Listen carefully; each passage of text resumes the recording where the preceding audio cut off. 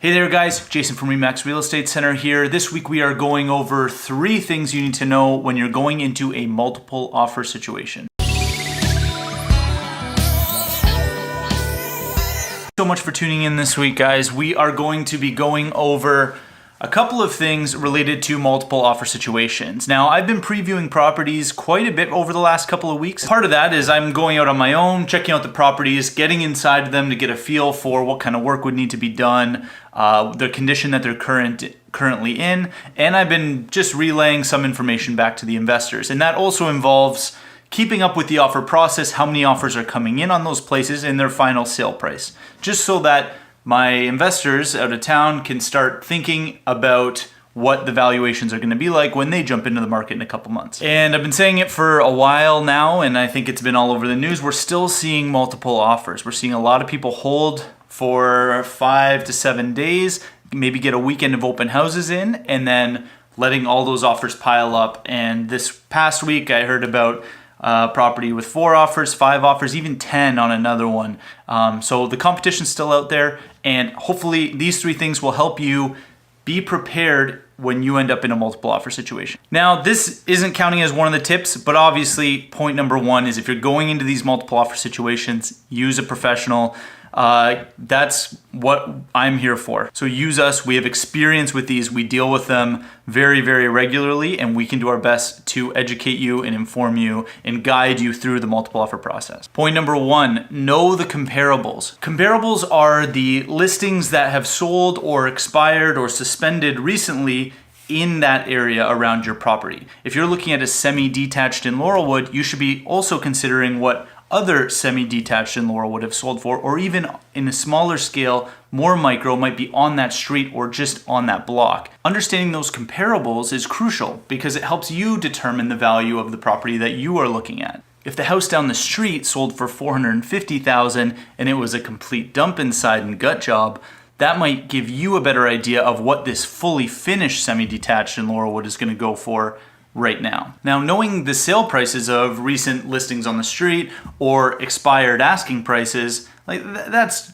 great, and that will do a lot for you, but it's also important to understand the condition of those properties. Now, if the one down the street sold for $450,000 but needed a complete gut job, and the one you are going through right now is completely finished and has X, Y, and Z updates, we are here to help you establish what that valuation change might be and give you a better scope of what the asking price is for this property and how competitive you'll need to be to get it in a multiple offer situation.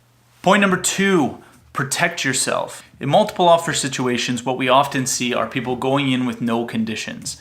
So what that means is that they're not giving themselves a couple days after an accepted agreement to inspect the property or verify their finances, anything like that. What this does is it makes their offers more enticing to the sellers so that their offer will be selected. It puts less risk on the sellers, which makes it more appealing to them, but forces the buyer to assume a little bit more risk. The trap that you don't want to fall into is approaching a property in a multiple offer situation, assuming that you're going to have to take all that risk regardless of how things play out. What I recommend people do when it comes to multiple offers is not approach the multiple offer situation assuming they're taking all the risk up front.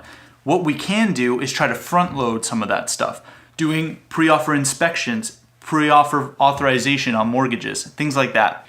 As is always going to be the case when you're dealing with one of the biggest investments and purchases of your life, is to protect yourself as much as you can. Point number 3, know your limit. Point number 3, know your limit.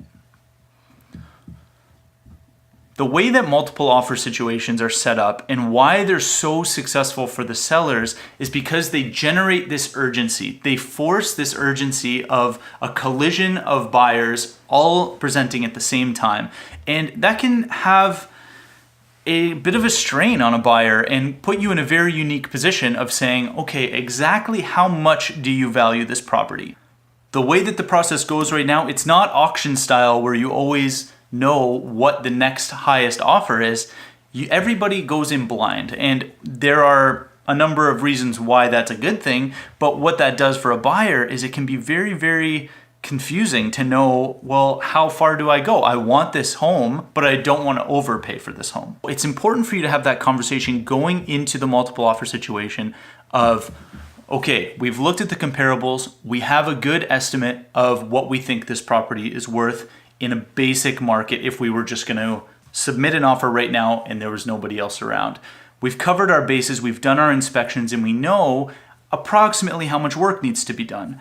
We know our financials are in order and we know exactly what our max limit is, but do we want to go there for that property? Having the conversation about how high are we really willing to go on this property is going to be crucial going into this so that you're not pulled to overspend. I don't want you to wake up the next day and say that I completely overspent on this property and I'm not going to be able to afford the monthly fees anymore. Yes, I was pre-approved for $600,000, but I didn't mean to spend $600,000. So knowing that limit is very, very important. And what that does is it allows you to look at the property a little bit more objectively.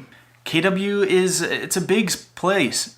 Sometimes it's not meant to be and you just need to walk away, but that is something that I am here to help you with. My job is to help you make the best decision possible with regards to your future home, the finances you have in place, and the needs that you have. Multiple offer situations don't have to be scary. I don't think they're going away anytime soon. So do your best to get in the right mind space. When you find a property that you really like and you're going into this situation, make sure that you find your comparables, you protect yourself, and you know your limit. This has been another JV update. Thank you guys so much for tuning in, and I will see you next Friday.